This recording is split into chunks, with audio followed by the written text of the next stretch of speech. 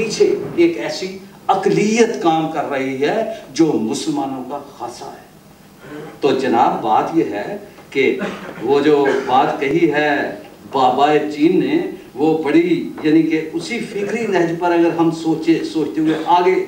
بڑے اس مجموعے کو، اس کے ادبی اور فنی محاصر اور اس میں افکار و اقدار کی ادبی اور فنی چرملاہٹ کی بدولت اسے روایت ساز ہی کہیں، اسے روایت ساز کہیں تو ہم یہ کہنے میں حق بجانے ہو گے، اور اس میں کوئی مبالغہ نہیں۔ اسی سے میں استدلال لاتے ہوئے یہ عرض کروں گا کہ آج کی محفل جو ہے تاریخ ساز بھی ہے اور روایت ساز بھی۔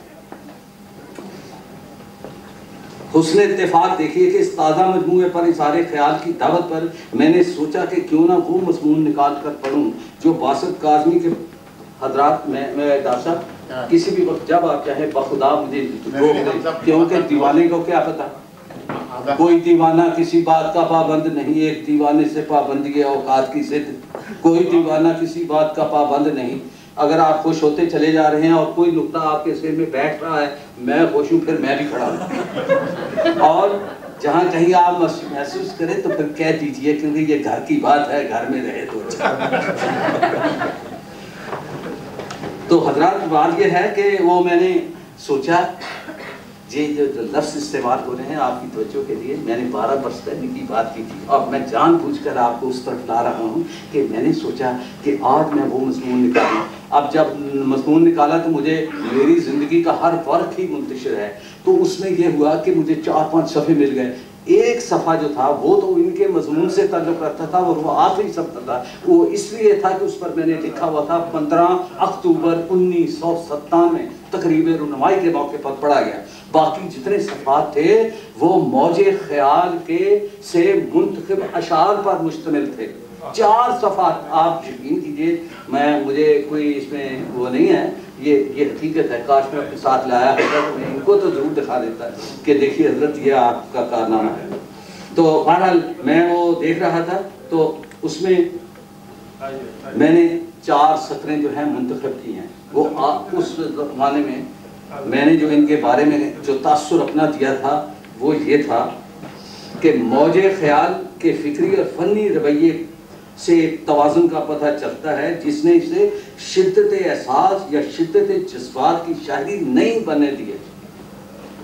یہ بھی قابل غور ہے۔ اسی نے انہیں ایک لہجہ بھی عطا کیا جو ان کے تربیت یافتہ ذہن کا عکاس ہے۔ اسی لیے ان کی غزل حسیت کی تازہ کاری اور تازہ کاری کی حسیت کا ایک اثر پڑنے والے پر چھوڑتی ہے، جسے میں نے صدائے خوش بھی کہا تھا اور معتبر بھی، کہ بلا شبہ باصر کا یہ کہنا کوئی تعلی بھی نہیں کہ اتنے کڑوے دور میں شیریں مکالی کس طرح، اتنے کڑوے دور میں شیریں مکالی کس طرح، پوچھ مت اپنی زبان ہم نے سنبھالی کس طرح۔ یہ آپ کے غور کے لیے ہے یہ شعر، کیونکہ میں تو کافی غور کر چکا ہوں، لیکن اب آپ بھی غور فرمائیے کہ اتنے کڑوے دور میں شیریں مکالی کس طرح، پوچھ مت ہم سے زبان ہم نے سنبھالی، اپنی زبان ہم نے سنبھالی کس طرح۔ آج یہاں اس غزل کا مطلب ہی سن لیجئے کہ مدتیں درکار ہیں باصر حصول صبر کو، ایک دن میں تم نے یہ دولت کما لی کس طرح، ایک دن میں تم نے یہ دولت کما لی کس طرح۔ مجھے اس کے جواب کا پتہ ہے کہ کیسے کما لی، لیکن سب کے سامنے یہاں میں نہیں پوچھوں گا، لیکن یہ ہے کہ آپ کو جاننا چاہیے کہ یہ کیسے ہوا، اس کے پیچھے ایک بہت بڑی روایت بول رہی ہے۔ بہرحال یہ غزل 1988 میں کہی گئی تھی۔ یہ بھی باصر کا معمول ہے کہ وہ اپنی ہر شعری ادبی تخلیق کے یوم ولادت کو ریکارڈ پر لے آتے ہیں۔ اسی طرز عمل نے ان کے اپنے فکر و فن پر اعتماد کا بھی ان سے پتہ چلتا ہے، اور پیش بینی کی اس عادت کا بھی جو جانتی ہے کہ لکھی جائیں گی حدیث دل کی تفسیریں بہت۔ اور جناب باصر کے مطالعے میں جہاں موج خیال کو ان کے تخلیقی سفر کا ایک اہم سنگ میل سمجھا جائے گا، وہاں ان کے متذکرہ اشعار ان کے فنی رویے کی تفہیم کو بے حد اہم قرار پائیں گے۔ انہی میں موج خیال کا یہ فرد بھی بہت اہم ہے کہ بیکار بیٹھے رہنے سے بہتر ہے کوئی دن تصویر کھینچیے کسی موج خیال کو۔ یہ موج خیال کا پہلا شعر ہے اور بہت کچھ کہہ رہا ہے یہی شعر۔ تو ان اشعار پر غور کرتے وقت مجھے محسوس ہوتا ہے کہ یہاں دراصل باصر نے اپنے پورے فنی منشور کو قلم بند کر دیا ہے۔ اگر میں اردو کے بہت ممتاز ادبی نقاد یعنی عالم سرور کے الفاظ سے فائدہ اٹھاؤں تو کہوں کہ یہیں باقر نے انفرادیت کی تکمیل اور فن کے ریاض کو اپنے لیے قدر اعلیٰ کے طور پر چنا تھا۔ ان اشعار کے درویشانہ اور بے نیازانہ اسلوب سے کسی کو غلط فہمی نہیں ہونی چاہیے کہ وہ فنی ریاض یا تکمیل انفرادیت سے کسی بھی وقت غافل ہوگا۔ بظاہر ان کے اس قبیل کے مصرے یا اشعار جن میں اس فریب میں مبتلا کر سکتے ہیں ہمیں کہ بیکار، مطلب اس قسم کے مصرے اور اس قسم کے اشعار ہمیں اس فریب میں مبتلا کر سکتے ہیں کہ وہ تو بڑے درویشانہ اور بڑے بے نیازانہ انداز میں باتیں کہتے ہیں اور بڑے تساہل سے کام لیتے ہیں، لیکن بات یہ نہیں ہے۔ یہی کمال ہے شاعر کا، یہی کمال ہے۔ اور قریشی صاحب وہ کہتے ہیں کہ دیکھیں بیکار بیٹھے رہنے سے بہتر ہے کوئی دن۔ ذرا اس زبان پر بھی توجہ دیں، کوئی دن، یہ زبان بھی بڑی خوب ہے، اس کی داد تو ہمارے ڈاکٹر صاحب دے سکتے ہیں۔ یعنی بیکار بیٹھے رہنے سے، اور یہ بات میں بہت سنجیدگی سے عرض کر رہا ہوں کہ بیکار بیٹھے رہنے سے بہتر ہے کوئی دن۔ تصویر کھینچیے کسی موج خیال کی، یعنی اپنی موج خیال کا انسان کو خود تو پتہ نہیں چلتا، لیکن حضرت اس کی تصویر کھینچ رہے ہیں۔ یہ ہے نقطہ اور قابل غور چیز کہ باصر جو ہے یہ اتنا آسان انسان نہیں ہے، یہ بڑا مشکل ہے۔ بظاہر یہ ایسے لگتے ہیں تو ساحل عارفانہ سے کام لے رہے ہیں، بلکہ تجاہل عارفانہ بھی کبھی دکھا دیں گے، لیکن نہیں، ایسی بات نہیں ہے۔ You got to be very very cautious in listening and in studying۔ اس کے مطالعے میں یہ چیز بہت زیادہ اہم ہے۔ اچھا، میں یہ کہہ رہا تھا کہ خبر نہیں کیوں ایک ایسے مشکل کام کی اس اوور سمپلیفیکیشن پر مجھے میر کیوں یاد آ رہے ہیں۔ یہ بہت سمپلیفیکیشن انہوں نے کی ہے بیکار بیٹھے رہنے سے، جنہوں نے کہا تھا کہ ہوگا کسی دیوار کے سایہ کے تلے میر، کیا کام محبت سے اس آرام طلب۔ حضرات ذرا اقدار کی عظمت کو آپ دیکھیے اور غور کیجئے، یہ میر ہیں،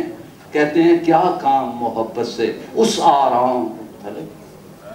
جو اتنی خانہ خرابی کے بعد سب کچھ تیاگ کر، سب کچھ کھو کر ایک دیوار کے سائے بیٹھا ہے اور پھر بھی یہ کہہ رہا ہے کہ جو کام کرنا تھا وہ ہوا نہیں،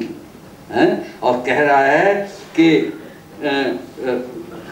کیا ہوگا کسی دیوار کے سایہ کے تلے میر،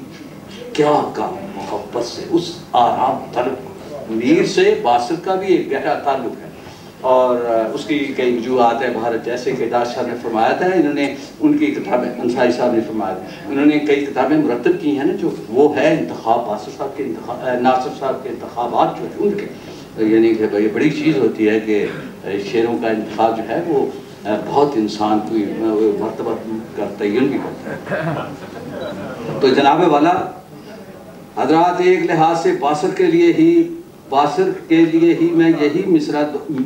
میر دہراؤں گا کہ کیا کام محبت سے اس آرام تل کو۔ اب دیکھیے ان کی زیر نظر کتاب 12 برس کے بعد چھپ کر سامنے آئی ہے، جبکہ یہ دور وہ ہے جب شعری مجموعے سال بہ سال بلکہ ماہ بہ ماہ پیتھولوجیکلی چھپ کر سامنے آ رہے ہیں۔ یہ پیتھولوجیکلی کا لفظ آپ میں میڈیکل اصطلاح استعمال کرتی ہے، لیکن میں نے کہا پوچھ لوں گا آپ سے، لیکن آپ نے موقع نہیں دیا۔ اور اس بات کی تو یہ ہمارے قریشی صاحب جو ہے نا، یہ قریشی صاحب جو ہے اس بات کی تائید کریں گے کہ کس طرح اب آج کل شعری مجموعے جو ہیں پیتھولوجیکلی سال کے سال نہیں بلکہ ماہ بہ ماہ نکل رہے ہیں، اور ان کے پاؤں باراں ہو رہے ہیں کیونکہ انہوں نے تو کتاب بیچ دی ہے، انہوں نے پڑھنی تو نہیں ہے۔ یہ میرے دوست ہیں اور پرانے دوست ہیں، اس لیے میں ان کے لیے خطرناک ہوں اور یہ میرے لیے خطرناک ہے۔ تو جناب حضرات، بات یہ ہے کہ جناب میں نے جو 12 برس پہلے کی بات چھیڑی تھی تو اس میں تحیر کا یہی عنصر مضمر تھا، یعنی آج کی شام بڑی دیر کے بعد آئی ہے اور آج کی شام بڑی دیر کے بعد آئی ہے۔ ڈاکٹر صاحب اس شعر کی طرف میں توجہ دوں گا، کیونکہ یہ باسط صاحب جو ہیں یہ